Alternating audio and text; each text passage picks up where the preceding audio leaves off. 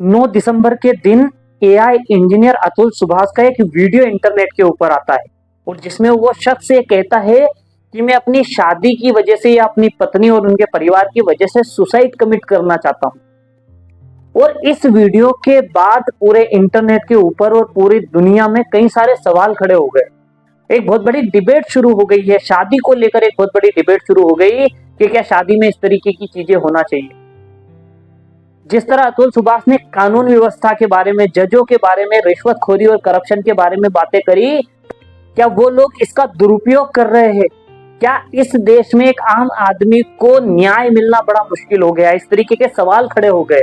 पति पत्नी के रिश्ते को लेकर कई सारे सवाल खड़े हो गए और ऐसे में एक इतने टैलेंटेड और समझदार बंदे का सुसाइड करना अपने आप में एक बहुत बड़ी बात हो जाती है। क्योंकि जब मैंने पूरा वीडियो उस बंदे का देखा, उसको जब मैंने सुना, तो कहीं ना कहीं मुझे बड़ा अजीब लगा और कई सारे सवाल मेरे दिमाग में भी आने लगे। लेकिन यहाँ पर मुझे एक बात और जो सबसे ज्यादा बुरी लगी है, जो मेरे दिमाग में सबसे ज्यादा घर कर गई, मुझे ऐसा लगता है कि जिस तरीके की बातें उस व्यक्ति ने करी, वो बंदा जिस तरीके की नॉलेज रखता है, जिस तरीके की पोजीशन पर था और जिस तरीके की लाइफ स्टाइल उस बंदे की थी, मेरे ख्याल से उसके पास सुसाइड के अलावा भी कोई ना कोई ऑप्शन हो सकता था।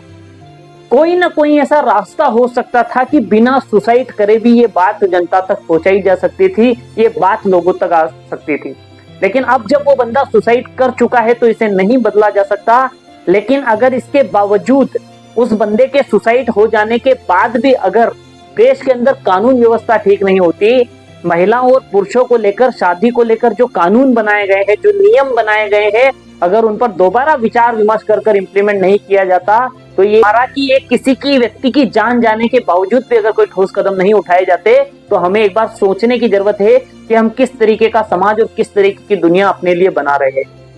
सवाल मेरे दिमाग में जब से घूम रहा है कि जिस देश में स्त्री को देवी का दर्जा दिया जाता है, जिसमें जहां जब कोई स्त्री या जब कोई कन्या जन्म लेती है तो उसे मां लक्ष्मी के समान समझा जाता है, उस देश में स्त्रियों के द्वारा ऐसी चीजें जब होती है तो क्या ये सही है? जिस देश में व्यक्ति ये सोचता है कि जब वो पुलिस स्टेशन जाएगा या वो अदालत के अंदर जाएगा और अपनी समस्या बताएगा और उसके साथ अगर कुछ बुरा हुआ है, कोई अपराध हुआ है, तो उसका समाधान करने जब अदालत में जाएगा, तो देश के हर नागरिक को यह उम्मीद होती है कि जजों द्वारा या जिन लोगों के हाथ में कानून व्यवस्था है वो उसके साथ न्याय करेंगे। लेकिन जब ऐसे ही लोग जिनके हाथ में सारी सत्ता है, जिनके हाथ में पूरी कानून व्यवस्था है, जिनके हाथ में फैसला करना है, अगर वो लोग चंद रुपयों के लिए, कुछ लाख रिश्वत के लिए अगर गलत लोगों के साथ जाकर खड़े हो जाएंगे, तो सोचकर देखिए कि हमारे देश की न्याय व्यवस्था का क्या होगा। क्या ऐसे जजों का होना, ऐसे पुलिस वालों का होना, सिस्टम में ऐसे लोगों का होना सही है? ये सवाल मेरे दिमाग में खड़ा होता है। जो कानून देश में महिलाओं की सुरक्षा के लिए बनाए गए थे, उनकी सेफ्टी के लिए बनाए गए थे, उनके साथ कुछ गलत ना हो, इसके लिए जो कानून बनाए गए थे, अगर उन कानूनों का दुरुपयोग महिलाएं खुद करने लग जाए तो क्या ये सही है?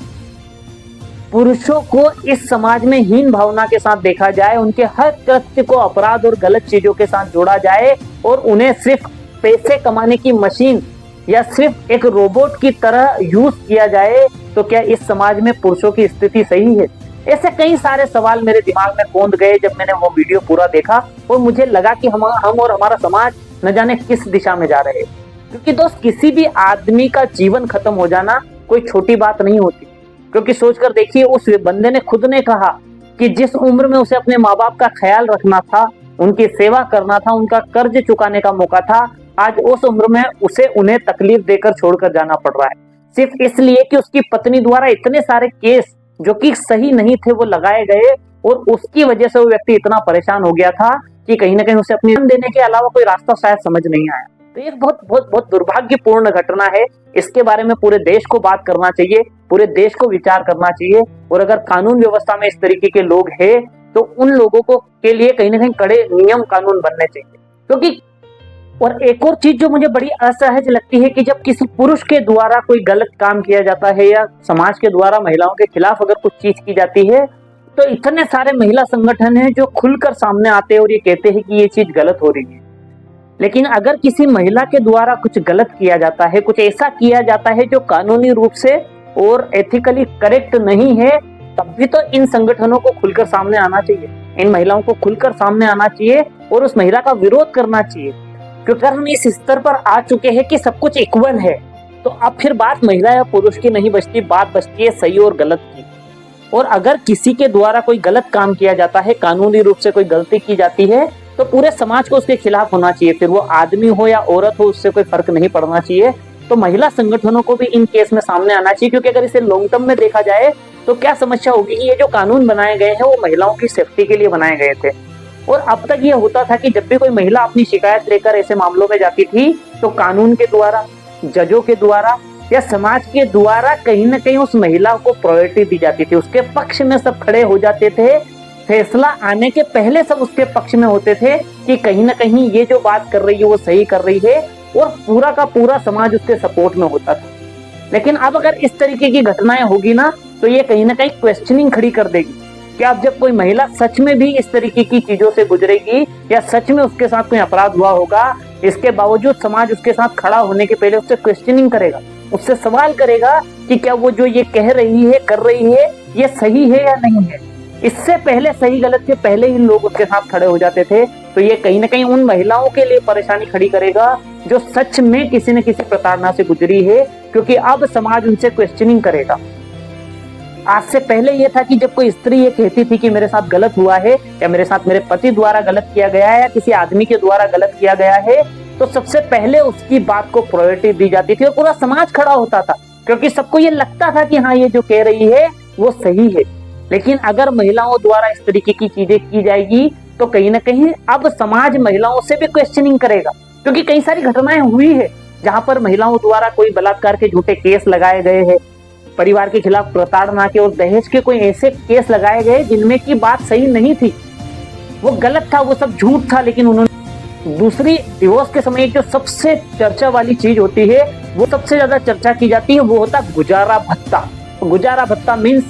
अगर डिवोर्स के समय कोई महिला या पुरुष ऐसा है जिसके पास कोई आमदनी का जरिया नहीं है, या तलाक होने तक कोई भी उसके पास अगर जीवन यापन करने की व्यवस्था नहीं है, उस स्थिति में अगर महिला पैसे कमा रही है या पुरुष पैसे कमा रहा है, तो वो दूसरे शख्स को